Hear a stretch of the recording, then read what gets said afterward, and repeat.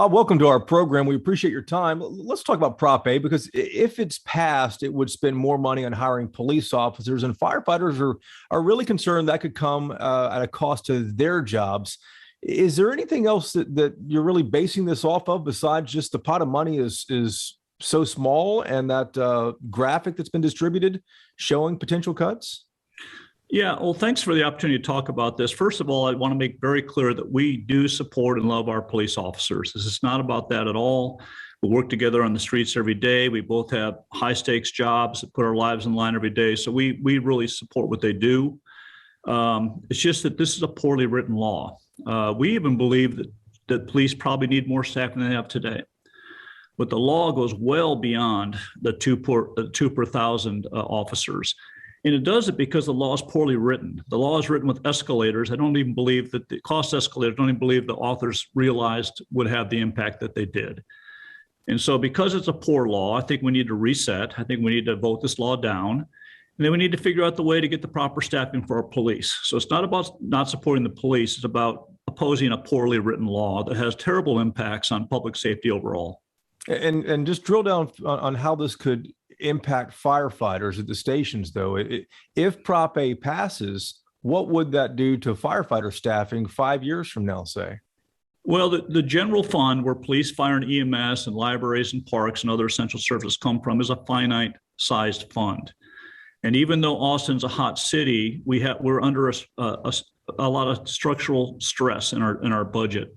So revenues are not outpacing expenditures by any means. In fact, they're a little behind expenses. So because it's finite, because revenues are not growing fast enough to save it, that means it has to come from other places.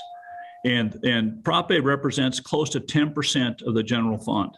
So when you take the police already have 40% of the general fund and add 10% to that, take away from all the other entities, there's going to be some pain. There's going to be some serious cuts that are made. And I want to tell you that 10% represents almost 70% of our entire operational overtime personnel salary and benefits for the fire department.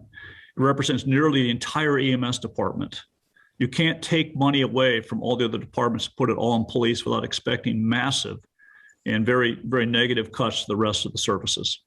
To make sure I'm clear, if this passes, would this essentially just swallow up the budgets of parks and libraries and the other non-public safety programs? Well, I'm a 35-year vet. I've been a chief since 2001. So I've done a lot of high level policy stuff and budget stuff with the department. And I'll just tell you what I think it would do to fire. I think right now we have 5 neighborhoods they're being underserved. So we have a 5 fire station, 6-year program. That would be gone. We worked 20 years to get 4-person staffing, which is a national safety standard for firefighters, but it's also an efficiency standard for the citizens. The state of Texas, you can't go inside a house fire unless you have 2 people on the outside and 2 people on the inside. It's very important we have 4-person staffing. 20 years to get it. I believe that would be gone. And you would probably attrit or possibly lay off, or probably only attrit about 150 firefighters plus once you eliminate that program.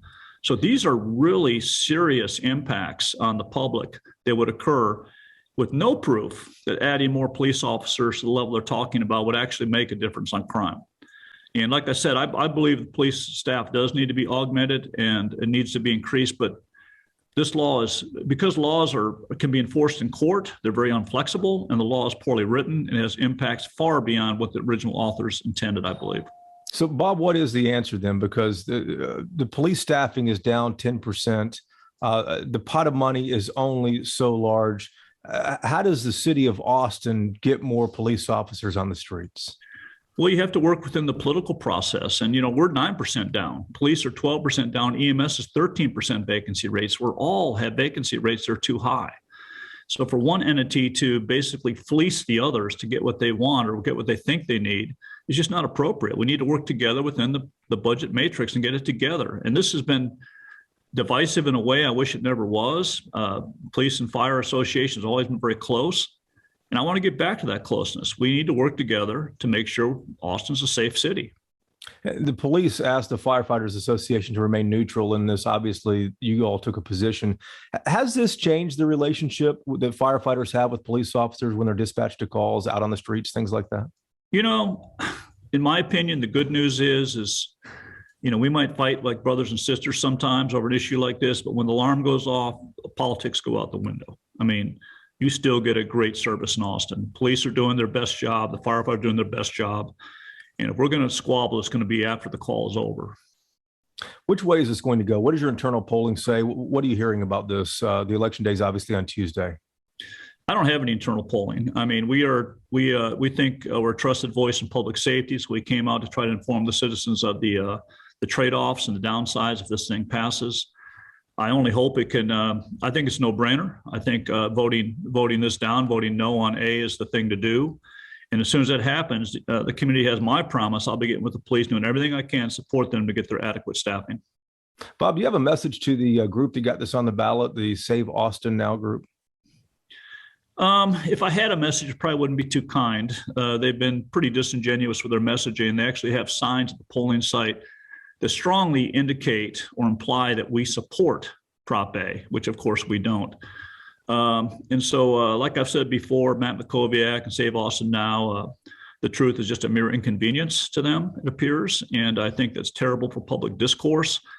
And it's another good reason to vote Prop A down. Let's vote it down. Let's get adequate staffing for our police, the proper channels, and let's put an end to these divisive politics in Austin.